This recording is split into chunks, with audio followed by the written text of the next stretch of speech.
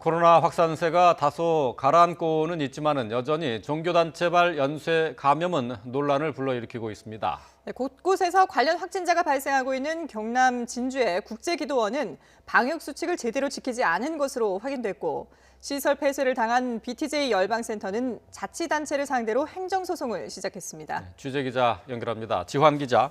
네, 전국부입니다. 네, 먼저 진주 기도원 소식부터 알아보죠. 자, 다른 지역으로도 감염이 확산하고 있는데 조사해 보니 기도원 측이 방역 수칙을 제대로 지키지 않았다고요?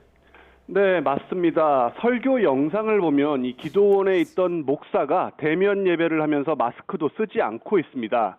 진주국제기도원이 지난 7일 인터넷에 올린 설교 영상인데요. 목사가 신도 가까이 다가가는 모습도 보입니다. 마스크를 쓰지 않고 설교를 한 이 목사, 결국 코로나19에 감염이 됐습니다. 조사 결과 이 기도원에서 방역 수칙을 어긴 예배가 지속해서 이어졌습니다. 폐쇄 전까지 이곳을 다녀간 방문자는 파악된 수만 114명인데요.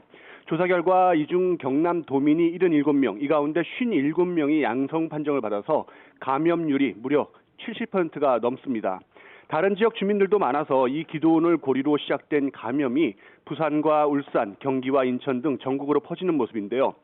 진주시는 일단 기도원 소유 건물 18개 모두가 불법인 만큼 현재 철거 명령을 내린 상태입니다. 네, BTJ 열방센터와 관련된 논란도 계속되고 있는데요. 집합 금지와 폐쇄 명령에 맞서서 열방센터 측이 법적 대응에 나섰다면서요.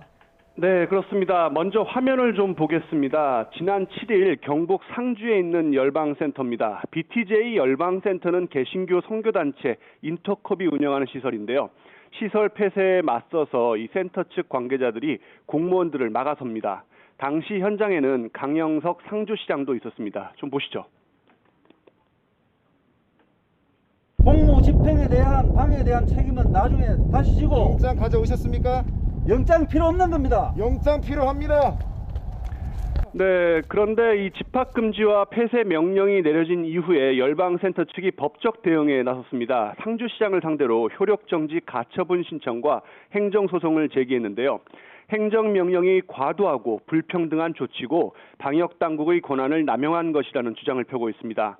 이에 대해 상주시는 몰래 모임을 여는 등 방역 방해가 분명하다면서 증거들을 수집해 법적 대응을 준비하고 있습니다.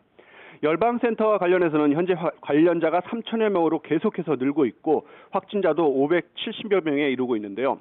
방역 협조가 제대로 이루어지지 않는다는 지적이 전국 지자체 차원에서 많이 나오고 있습니다.